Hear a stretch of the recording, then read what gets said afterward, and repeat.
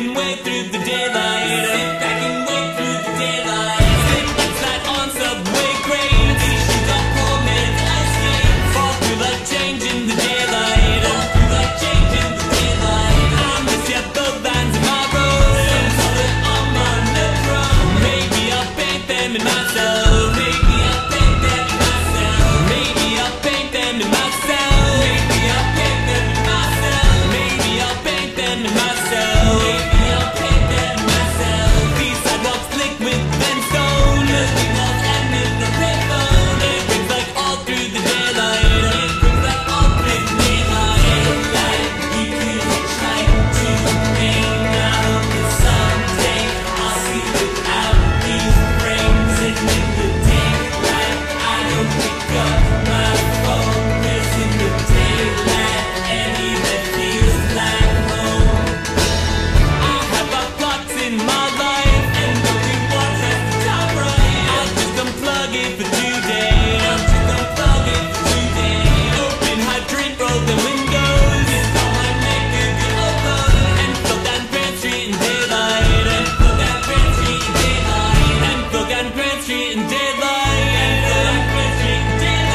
And float down Grand Street in daylight. And float down Grand Street in daylight. And float down Grand Street in daylight. And with just half of the sunburn, new yellow line that iron. Step back and here comes the nighttime. Step back and here comes the nighttime. Daylight, we could hitchhike to Maine. I hope that someday I'll see without these frames. And in the daylight, I don't pick up my phone. 'Cause in the daylight, any that feels like home.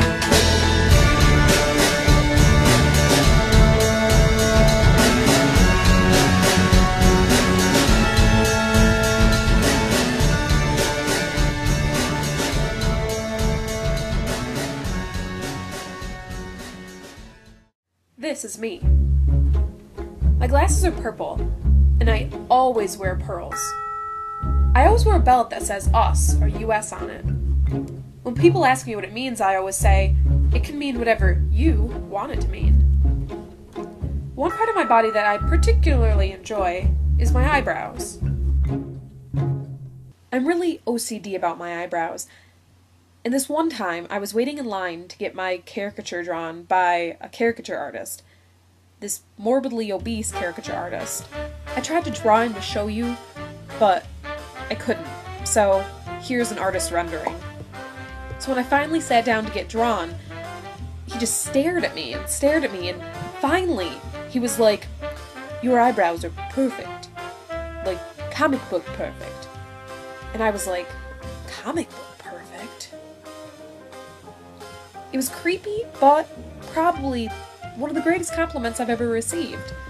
Ironically, though, this is how he drew me. But really, it doesn't matter. This project isn't about what I look like or what some caricaturist thinks I look like. It's not about my outer shell. It's about what's going on inside, in my head, in my imagination, my daydreams. But let me warn you, sometimes my mind can be a very dangerous place. My daydreams aren't always bad. It's just they're unpredictable. They're usually triggered by something, and I start thinking, and then my daydreams take over.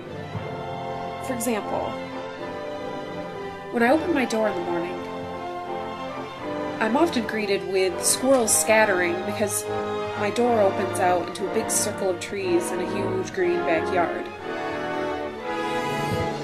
Of course, this vision of morning beauty takes me away to a different world, the world of Zelda. In the game, in the clearing that's eerily similar to my backyard, there's a fox boy. He wasn't always a fox. He accidentally stumbled into the dark world and got turned into a fox. He used to be a boy. A flute boy. In the light world, you see the flute boy's ghost playing his flute for a bunch of animals. My job as Link is to go to the light world, dig up the flute, and bring it back to the dark world so that the fox can hear the flute one more time before he dies.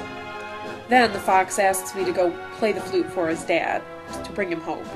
I always found this part of the game heartbreakingly sad, and the flute's melody haunting.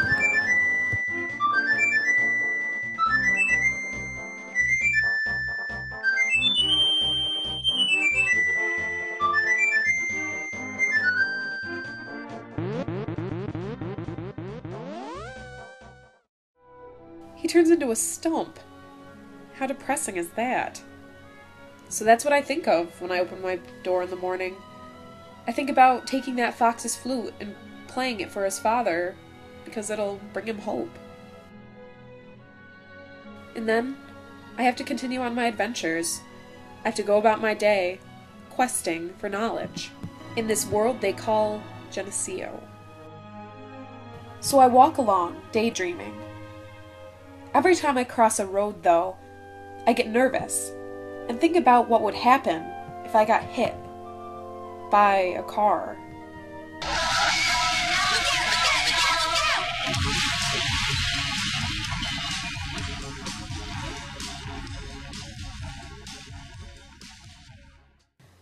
So that's what I imagine. I imagine laying there and waking up with people all around me. Or I think about waking up in the hospital. And I imagine all the different scenarios of what could be wrong with me. And one reoccurring thought is thanks to this book I read when I was younger called Eva. In Eva, a girl gets in some kind of accident and they end up putting her brain in a chimp's body. And she has to live like that. So I always think about that. Now, what would it be like if I was a chimp? I would probably be pretty good at being a chimp, or an orangutan, pretty much any monkey. I would just try to get into a lot of antics, a lot of shenanigans. Because I have these thoughts, I have to ask essential questions to my extremely patient boyfriend, William. I say, William, if I was a monkey, would you still love me? What if I was a piece of toast and people tried to eat me? Would you stop them? What if I was moldy? What if I was a penguin? What if I was a road cone? Of course, William always says yes. Of course, Sarah, I would still love you. Like I said, he's extremely patient. And thanks to this patience, I'm able to spend a great deal of my time scheming and plotting activities or tricks that I can play on William to keep him on his toes.